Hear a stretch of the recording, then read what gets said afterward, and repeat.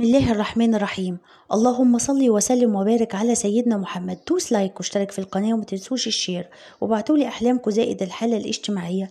ومعانا حلم من سارة. حلمت إني معزومة عند حماتي وباكل السريد الإماراتي وكان طعمه لذيذ، وأكلت طبق قبيبة علما إني حامل.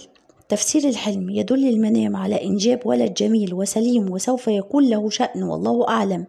معانا حلم من أمنية عزباء. حلمت إني دق الباب، وعندما ذهبت لأفتح وجدت جالس على الطاولة أبي ورآني وصلني بريد لونه أخضر، فخفت منه وقلت ليس وقته. وبعدين فتحت الباب وكان مجموعة من النسوة جاءوا لخطبتي وبشرتهم بيضاء وعيونهم خضراء ويحملون سلة بها تين.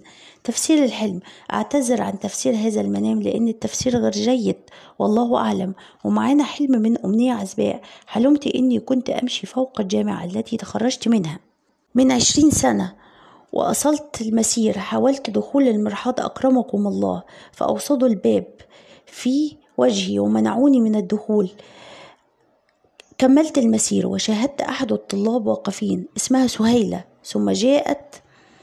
ثم شاهدت خيط على شكل قلادة فيها مفاتيح. تفسير الحلم: يدل المنام على أن تم عمل سحر لك تعطيل، وتم رشه على باب الحمام في الجامعة من صديقة مقربة لك. كما يدل المنام على زوال السحر، هذا بفضل عمل صالح أنت تعمليه والله أعلم.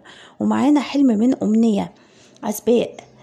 حلمت إني داخلة البيت مع أخي، ودخل خلفنا كلب ومشي ورانا، ودخل غرفة أخي عمر. تفسير الحلم: أعتذر عن تفسير هذا المنام لأن التفسير غير جيد والله أعلم، ولكن عليك يا أختي بكثرة الاستغفار أنت وأخيك.